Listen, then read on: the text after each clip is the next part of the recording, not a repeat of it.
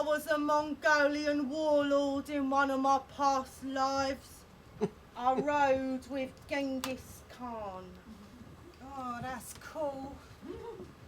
I was one of Alexander the Great's generals, a medieval archer at the Battle of Agincourt, and then a sultan in Pakistan or somewhere. One of my best past lives, I was in Egypt while I was a courtier and had to help Cleopatra put on her makeup. I also helped to build the pyramids. Wow, that must have been hard work. Yeah, she liked to slap it on. But the best job I ever had was an artist's model for Leonardo da Vinci. Yeah, I can tell that from your positive energy and your enigmatic smile. In one of my past lives, I was one of Buddha's disciples, which is where I learnt about karma. Karma's an amazing thing. It turns out I was a very rich and well-known philanthropist when I lived in Atlantis.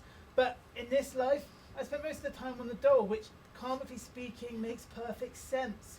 You know, the universe has to keep the yin and the yang balanced. It's all part of the plan. It's incredible, really, because I've appeared at so many important junctures of history.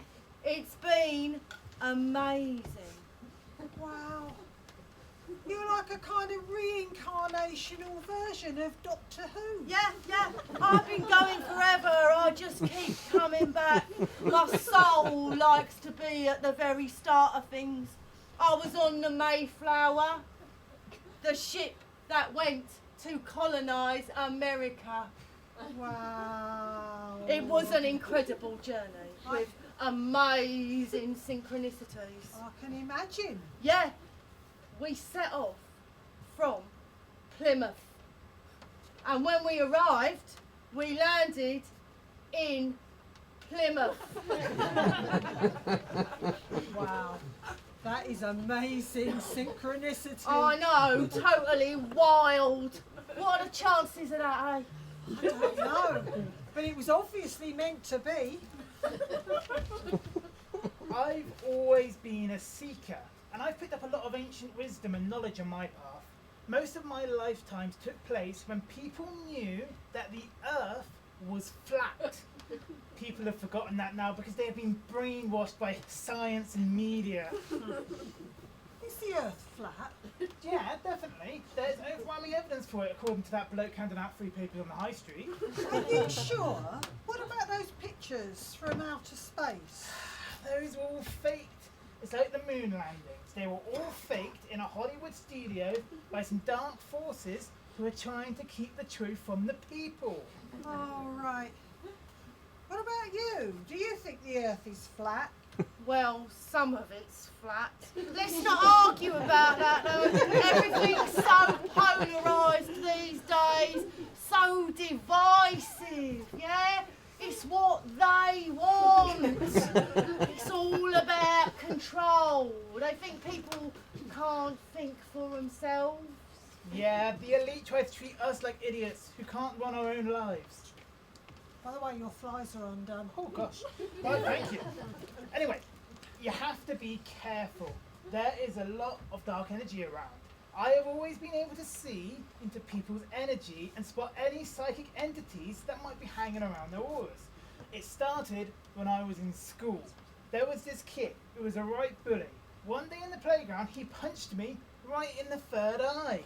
That was when I started to see auras and entities. He had quite a few evil and nasty ones leached onto his aura.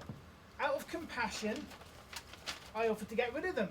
That's when I first knew I had the gift. I managed to remove a couple of the entities from his energy and channel them up through a vortex out into the cosmos, but there were a few left that got stuck in his lower astral. Well, I suppose that was down to his karma. I mean, you create your own reality. He was probably a Nazi in his last life. He would have to take responsibility for his own stuff, though. He couldn't rely on the compassion of light workers to bail him out for everything. He would have to face his own reality and walk his own walk. Yeah, selfless compassion and unconditional love, only goes so far, and I've got my own path to walk. I'm working on myself full time and trying hard to stay living in the present, which is pretty time consuming, I can't tell you. Oh, that is so true.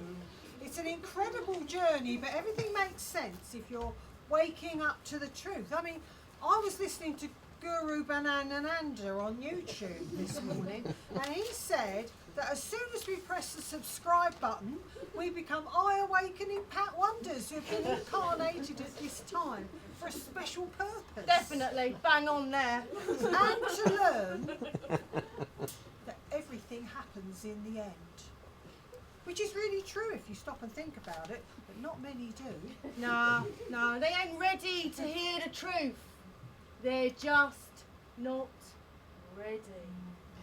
It's been like that since time immemorial, and I should know, because in one past life I was a soothsayer who warned Julius Caesar to beware of the Ides of March. Didn't listen though, did he? They never do.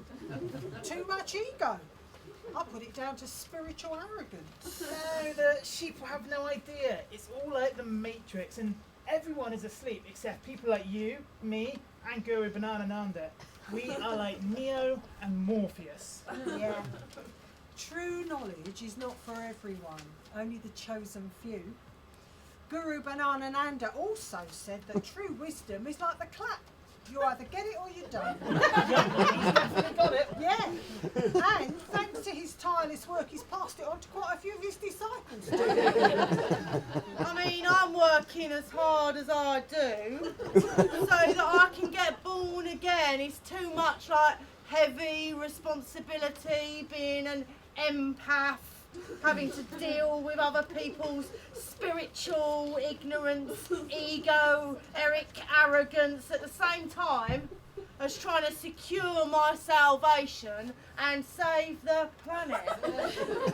Sometimes I feel there's nothing left for me to do on this planet except ascension.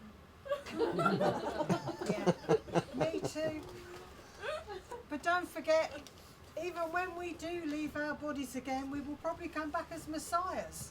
Because at the end of the day, our souls never die.